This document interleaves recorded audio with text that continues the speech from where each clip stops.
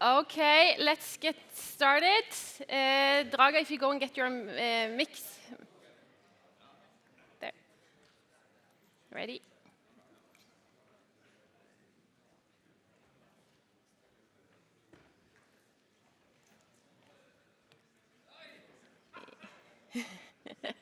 Yes, now we're up for a treat. We're going to see also what is in the heart of this collaboration and solutions built by more companies together. So Aker Solution, with over 180 years of innovation, is now driving the digitalization to accelerate the energy transition. And together with Aize, they are now showcasing advanced digital platforms and AI-powered workflows transform engineering from concept to execution. IMF-driven process design in action, automating the journey from operator to equipment delivery, reducing the manual work, improves consistency and speed ups delivery by leveraging standards like DXP and integrated data models. Examples of how interoperability and the real-time insights unlock efficiency across complex projects. Aker Solution with Aize, Cognite, Aker BP, and Ignos sharing a vision for a connected and data-driven future. Please welcome Werner Nedrebø. Big applause.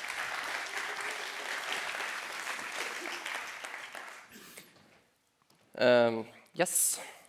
So we are all here today talking about the unstructured data, the cluttered data that is all over the place.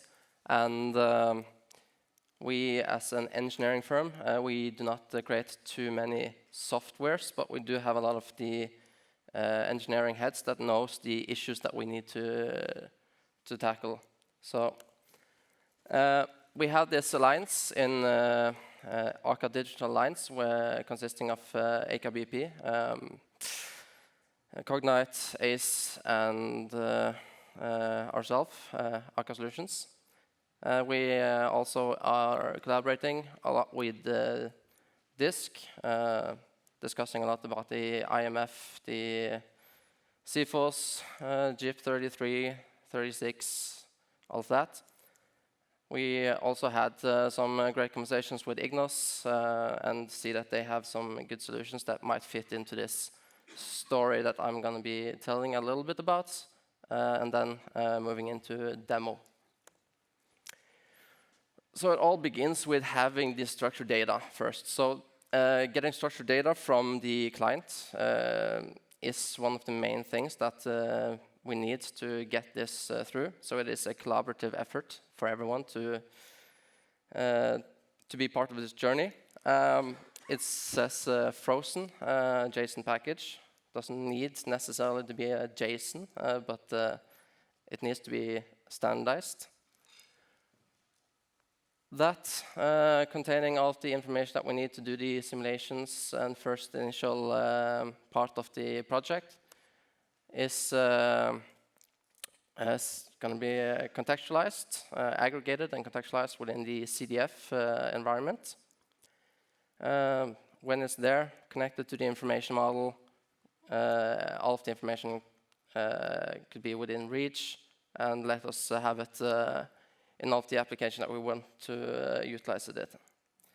When we have come this far, we move into one of the more interesting parts, from my point of view at least. Then we have the automated case screening and automated simulation. Normally when we run cases, we get a lot of these documents, the data. We need to go through all of that and figure out which cases are viable, which cases do we actually need to check. We cannot check 100 to 200 cases, so we need to figure out which of them are the most viable. And there are, we might have time to do 3, 4 cases, because it's very time consuming to do all of this. And putting all of that within the simulation software also takes a lot of time to do manually, because you have to do it for each and every single case. So we have created some solution to get this automated, which I'm going to showcase at the end. After we get the results out, the results, as some of you have already seen, which are JSON files used in the previous presentations. They can be used for a lot, as you've already seen, but also to this, getting automated equipment check and automated search for alternative equipment for those that we can see fails the capacity checks. So utilizing EQ Hub, other vendors and internal documents or internal databases, we can find the best equipment for that specific task when we need to have a new one. In the case of when we have done that, all of this, we have shortlisted all of it. We have already figured out what kind of equipment that we need. Then we have Ignos that could help us with their solutions. I think they are here today. Is Ignos here today? Or I think it's maybe coming later.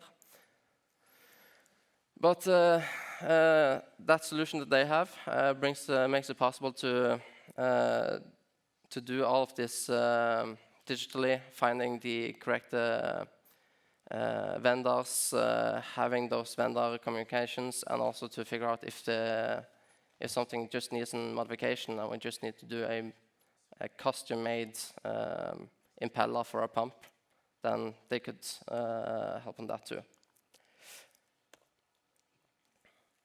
Yeah, moving into Aize.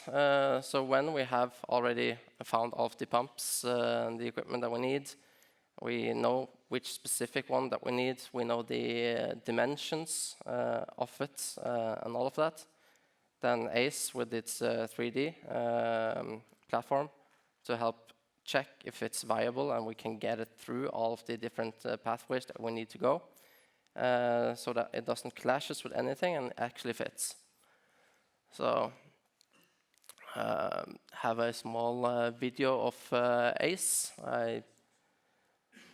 No sound, but just a very short case on their solutions, making it possible to do all kinds of the visual work, utilizing dimensions, checking if something fits, pipelines in the way, connecting to the PIDs and documents of the different components on the FPSO, as this is. So I think to utilize the time a little bit, I would like to just stop there and go straight into one of the fun part, the demo. I'll just put this one there. I had to run some test cases just to check that there wasn't anything wrong. Oh. Yes, and then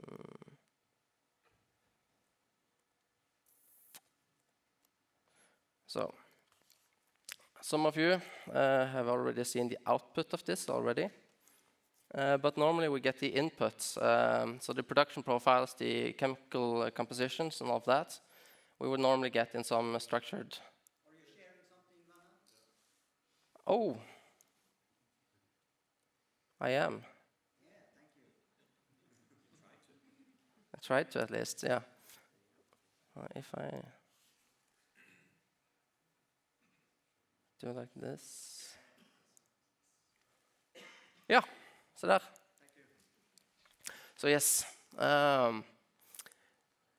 So some of you have already seen the output from this at the two previous presentations. But normally we get the input, the production profiles, the chemical compositions and all of that in Excel files, not necessarily structured within any specific format and standard. So one of the main things that we need is to get this a structured input file. In this case, it's a structured JSON file that have all of the data for the cases, or yeah, it's split among a lot of different ones. But we have this is the production profile, yeah. So it's a large set of files with the chemical composition for each and every node or field connected to all of the risers and all of the wells moving in. So with that, instead of an Excel file, a structured JSON, we can go in. We have this, I can just show this one that some of you already saw in the last one. So this is the production or the simulation file. And if I just I hope this works. Yes.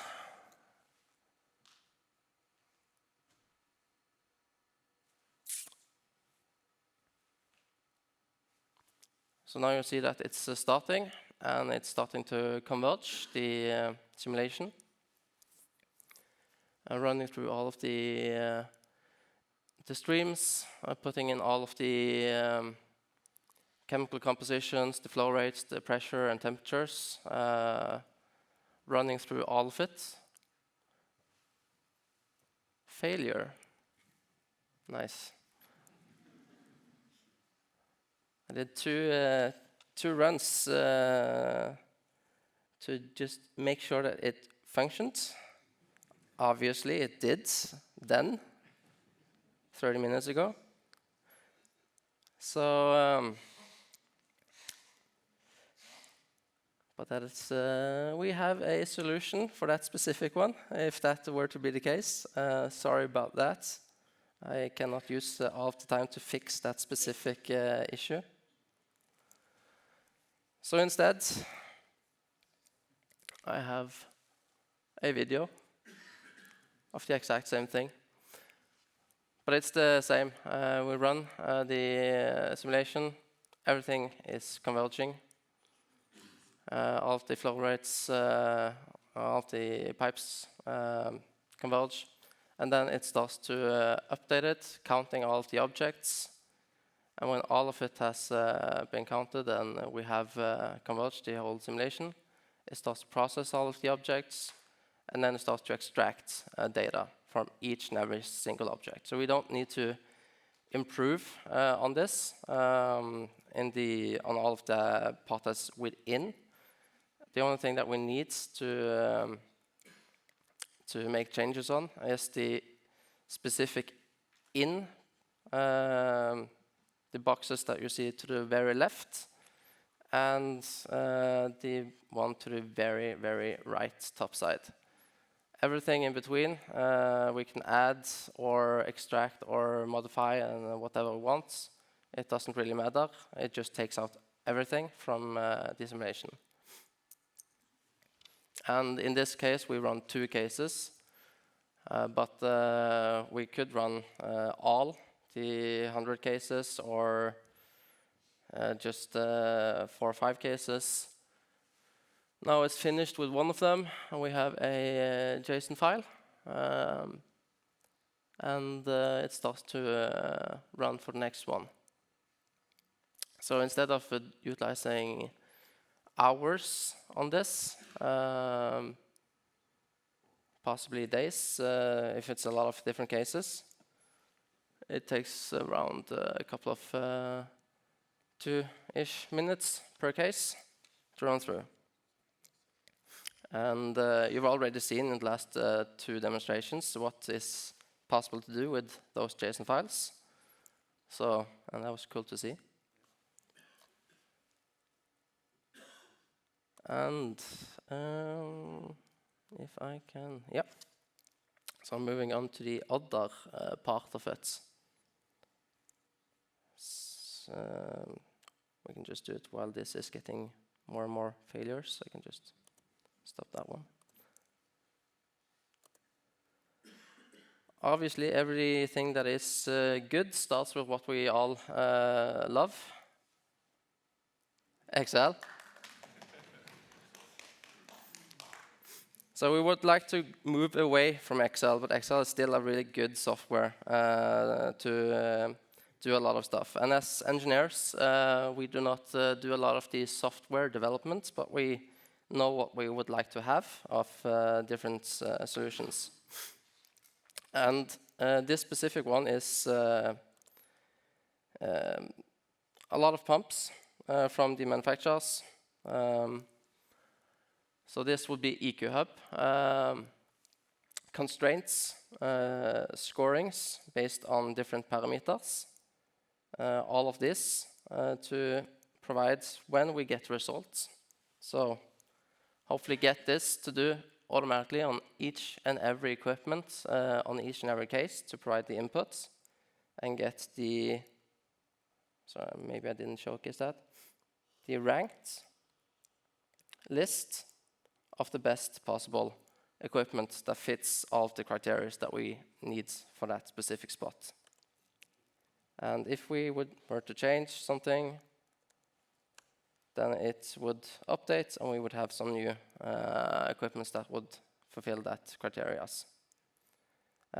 Simultaneously, using more or less the same formula, we could utilize the equipment catalog from the as-is assets to find if these new capacity rates would, sorry.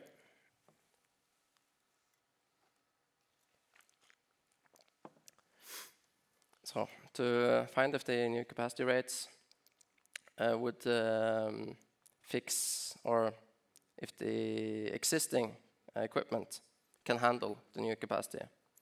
So if it were not to be able to handle it, it would, if this equipment here would fail, then sure, it would fail, and then we could search for some new equipments.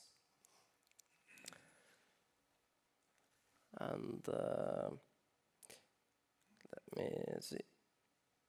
Yes.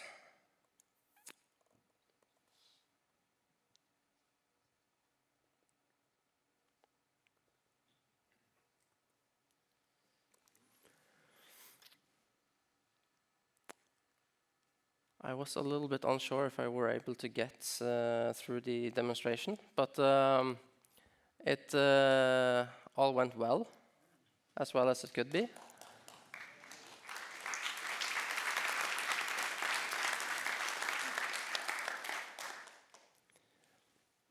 But all of that you just saw, structuring the data and utilizing the data, doing the simulation runs, finding the correct equipment, and doing or figuring out the capacity, doing the capacity checks for the assays.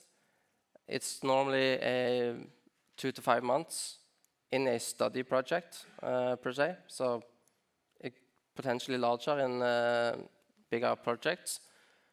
So this could take it down to just a couple of days, and utilizing that structured data going forward into the other projects, the execution and construction.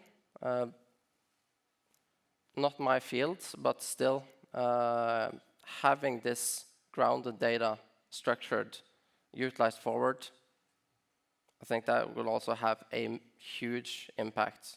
And again, as you saw in the previous two, and maybe in the next couple of slide presentations, what is possible to do with these types of solutions. Thanks. Thank you so much, Werner. I know you worked hard with this, with your full-time job and also your studies, AI studies, isn't it, at the university? Yeah. So it's only, I think, 1.5 months since we gave you this challenge to demo this. So this was really impressive. Thank you so much, Werner. Thanks.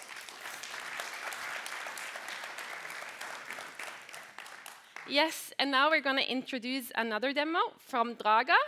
And oh yeah, sorry. Oh, technical committee. Yeah. Good one. Comment.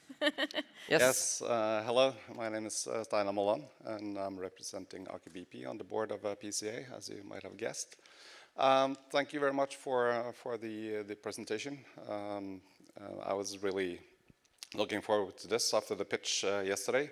And of course, you're really answering Kalle's vision here of a 300% productivity increase, and you demonstrated that on stage. So that was really good. Also, you demonstrated using structured data to automate manual engineering processes that we see today. And as mentioned yesterday, 90% of the capex is with you in the EPC business. So really good. Thank you. Thanks. Yeah.